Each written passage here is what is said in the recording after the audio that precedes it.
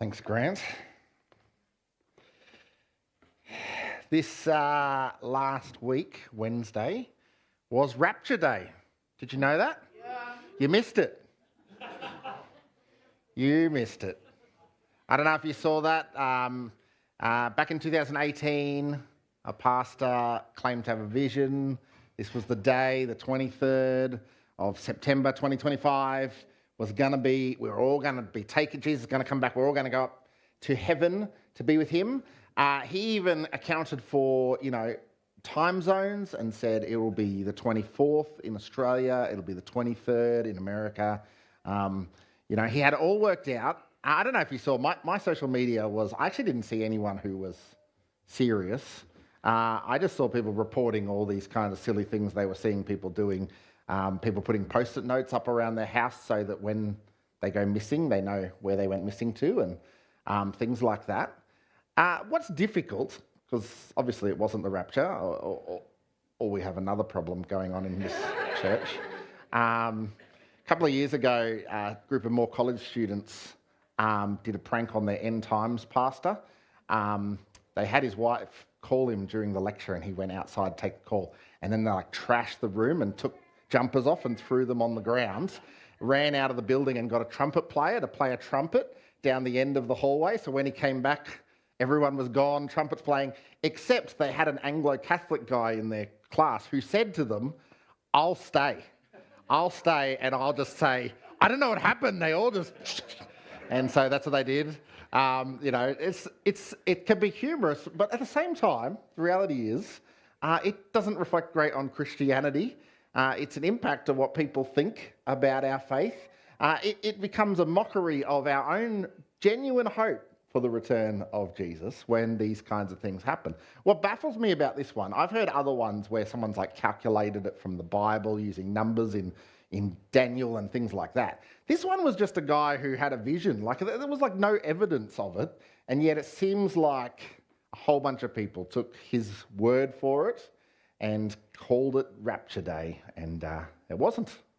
And it impacts the state of Christianity in our world, doesn't it? What people think of Christians, what people think of the truth of the gospel when these sorts of things happen. And that's just the tip of the iceberg of what's happening at the moment.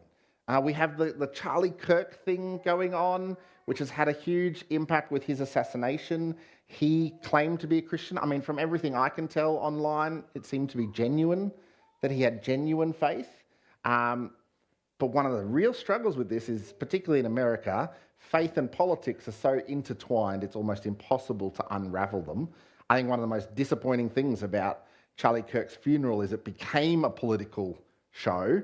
And it's not surprising that politicians, even in places of genuine grief, might still use that to leverage political gain.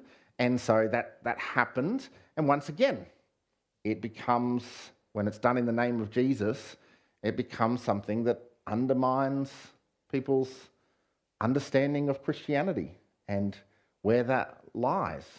I don't agree with everything Charlie Kirk said. I do agree with many things he said, and what I've seen this week is kind of this labelling of everything he said to be hate speech, and what becomes clear, even in places where he spoke graciously about topics, it becomes clear if you are to defend the rights of unborn babies, you will be declared hate speech against women's rights.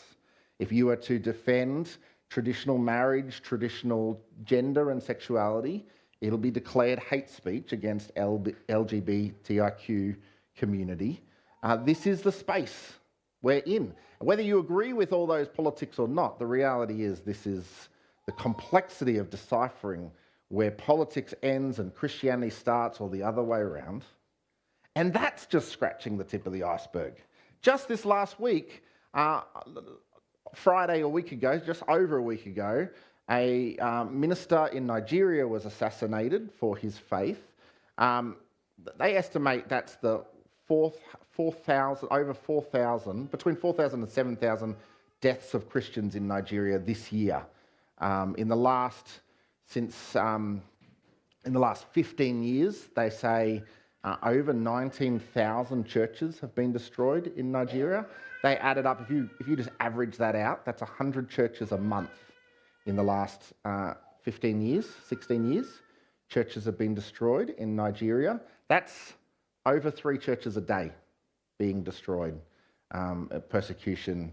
Nigeria has become the place of the highest number of deaths for Christian faith in Nigeria, more in Nigeria than the rest of the world combined in the last recent years.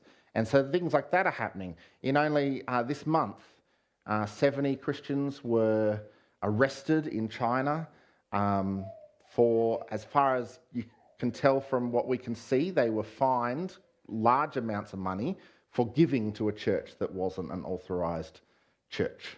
And so they have to pay fines for their generosity to the church. It's easy when you hear all these things, and this isn't even counting the travesty of war that's happening in our world. It's easy to ask the question, what in the world is God doing? And to be fair, I don't even think right at the moment we're in the worst of what we've seen in world history.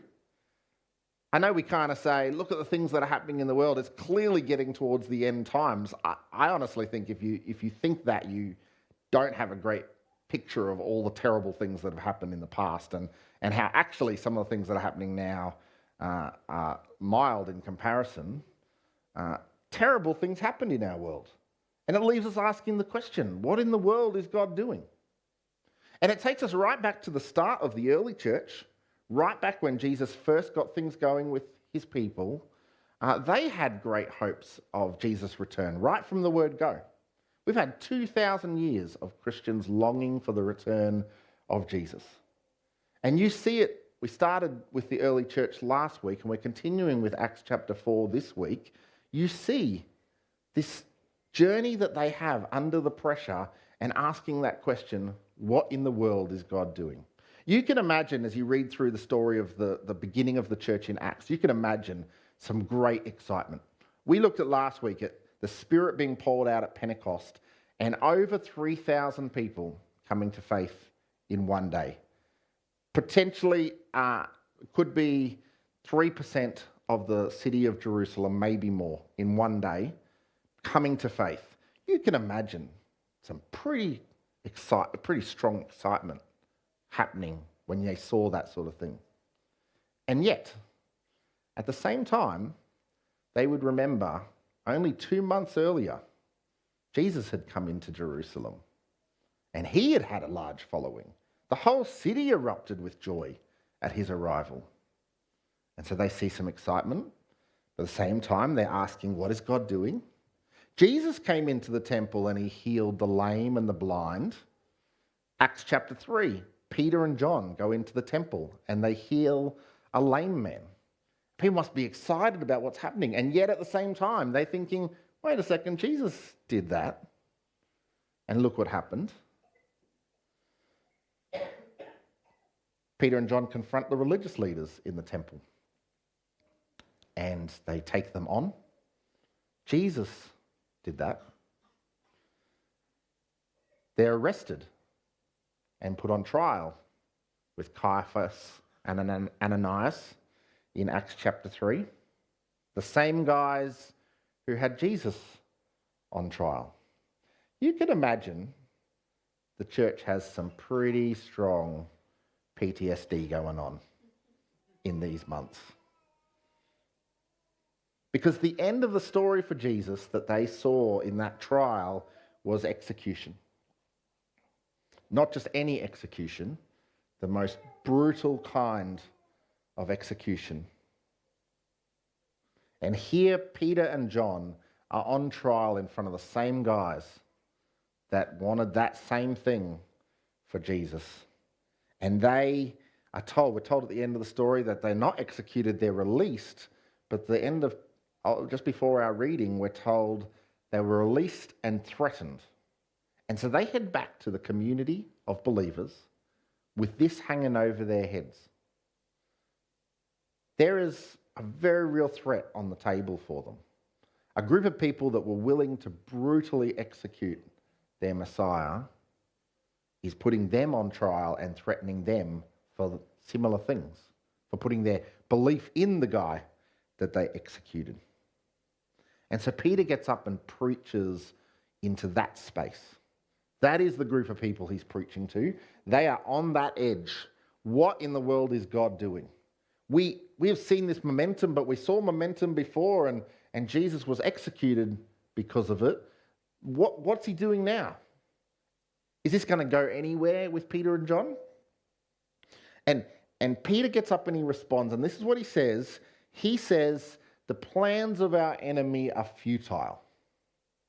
This is what he says. He quotes King David.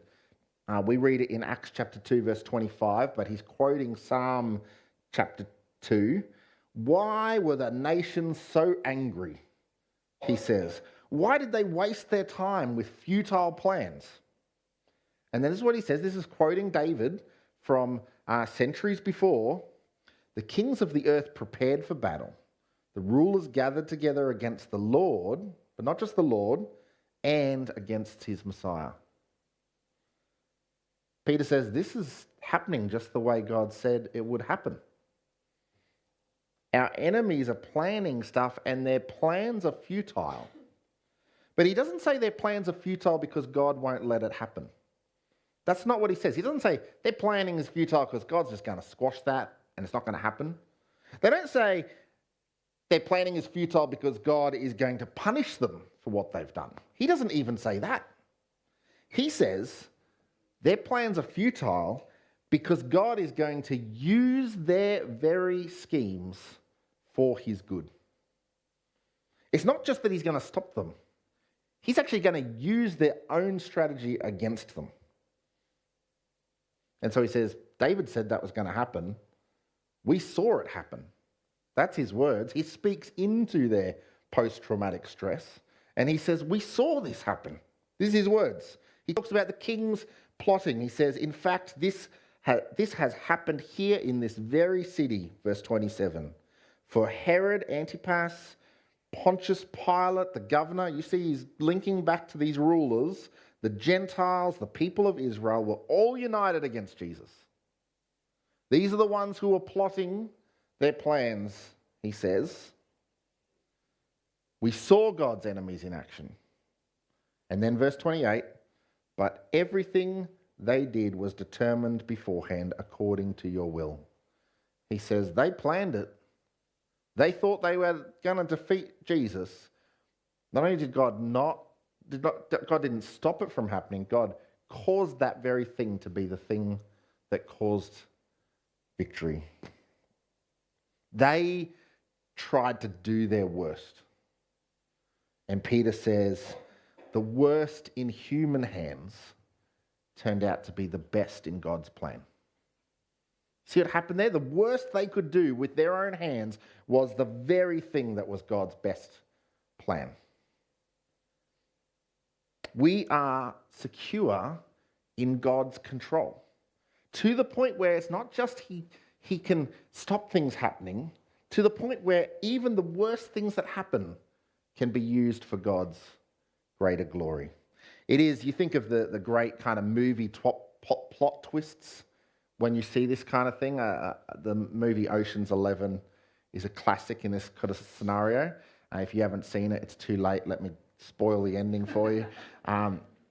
But as the scene goes towards the end, they send in the SWAT team to take out these, the heroes of the story, which happen to be thieves. I'd say it's a rob from the rich, give to yourself kind of story. And so they're robbing a casino. They send the SWAT team in to get them. And that's the moment. The SWAT team is going to take it over. But it turns out the SWAT team coming in is their very exit strategy because they intercepted the call. They sent their own guys in as the SWAT team. Then the thieves in the safe can dress up as SWAT and just walk out of there. And so the very thing that they sent in to defeat them was the very thing that brings about their rescue. That's what Peter says has gone on here. The very thing that people thought was going to defeat Jesus was the very thing that brought about our rescue. And we see the worst in human hands They did their worst. In fact, the way Peter sums it up and the groups he grabs is a strong representation of everyone. I mean, he points out Herod Antipas, who is considered the king. He's set up as a king by Rome. He's not a Jewish man. He's a descendant from Abraham, but he's descended from Esau rather than Jacob, so he wouldn't be considered a true Jew, but he is part of a line that have converted to Judaism. And so he's kind of got this middle ground, not loved by the Jews, but he's the ruler, but he's got kind of connections to Jewish ruler. We've got Pontius Pilate, he's just straight up Roman ruler, the governor.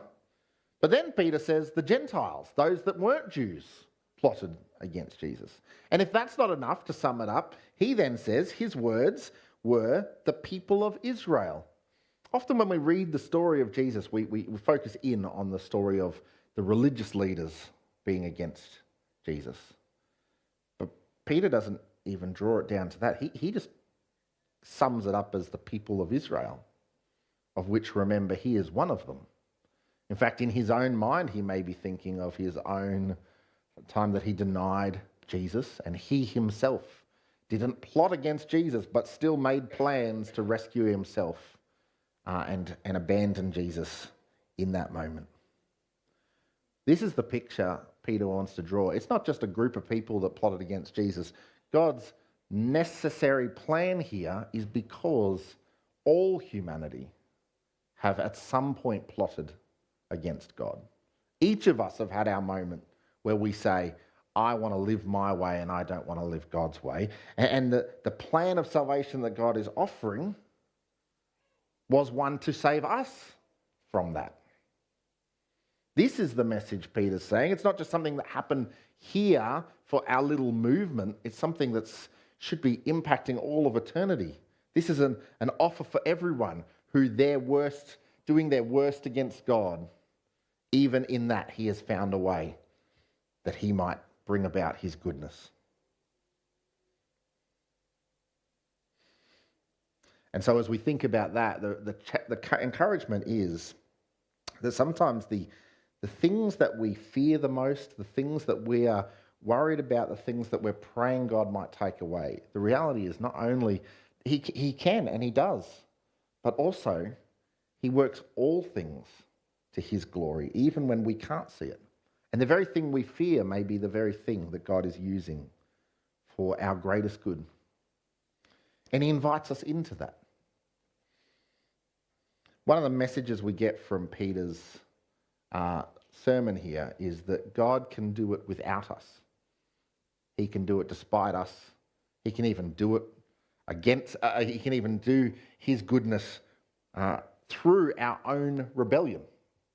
God can do it without us, and yet, amazingly, he chooses to invite us into his plan.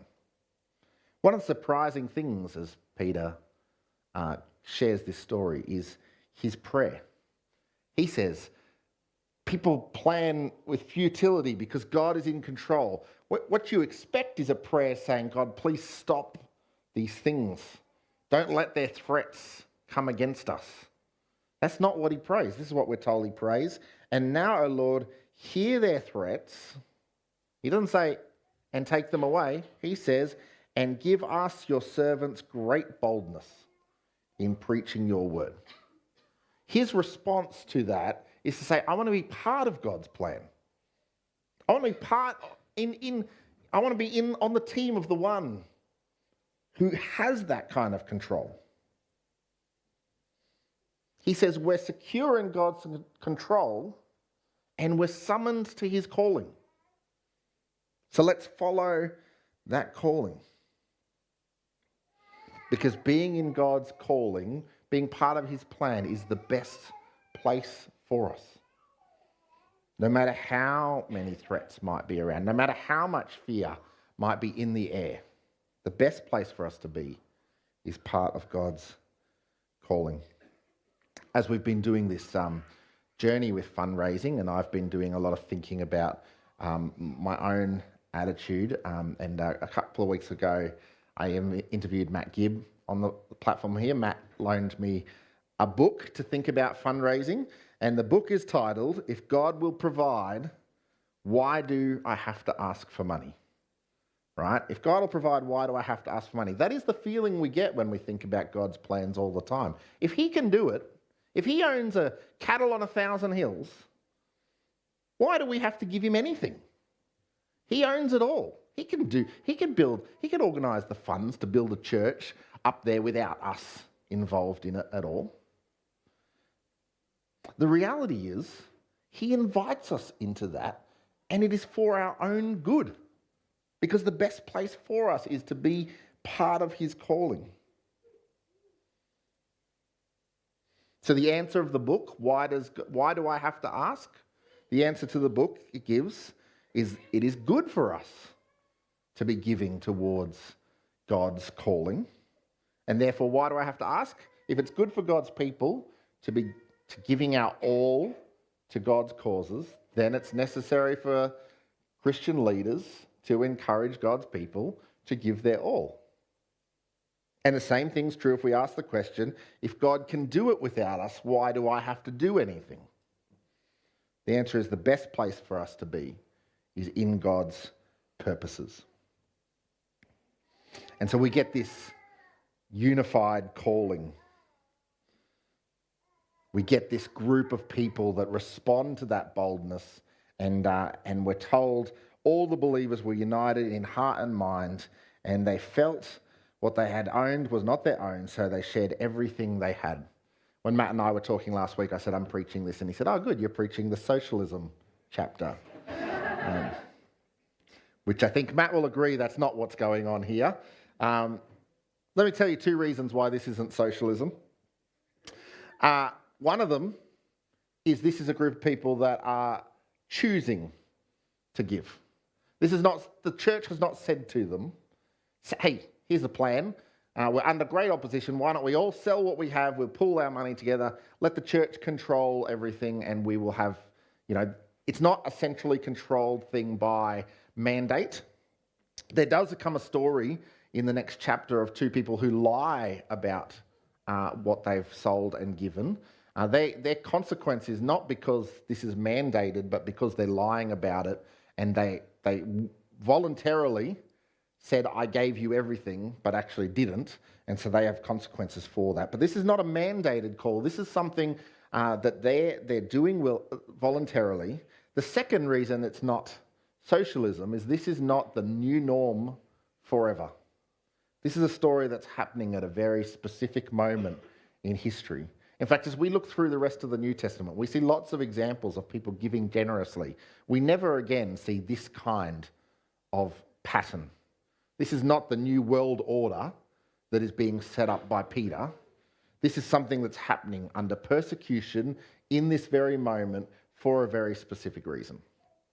And so, as we finish a month of focusing on fundraising, let me walk a careful line here and say, we're not preaching this because the plan is for you all to sell all your properties and put the money into church so that we can build this new building.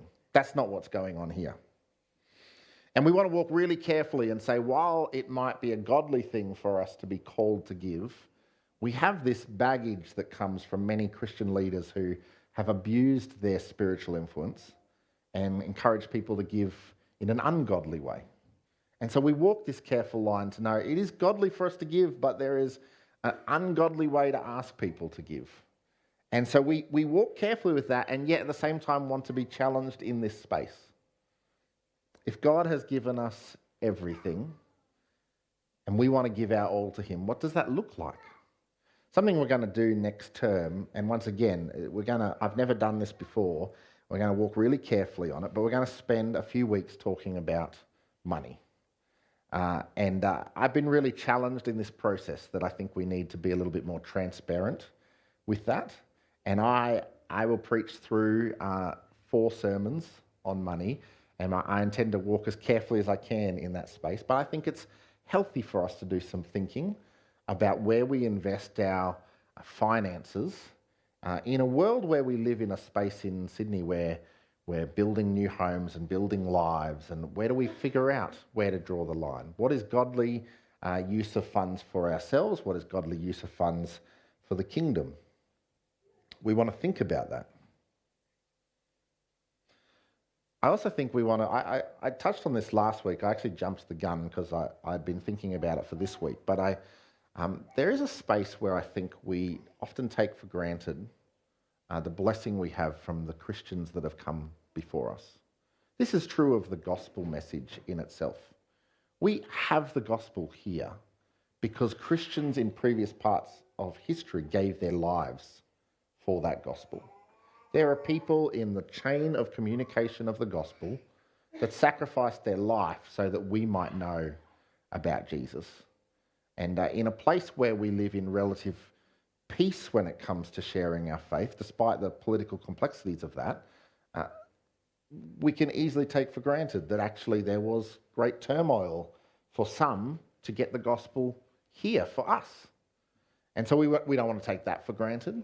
But there's other parts of Christianity that we enjoy as well from those that have sacrificed. We sit in a building that has been paid for by other people. We've invested in keeping it standing. We've invested in putting paint on the walls and saving it from termites and those sorts of things. We've put some sweat and effort into it.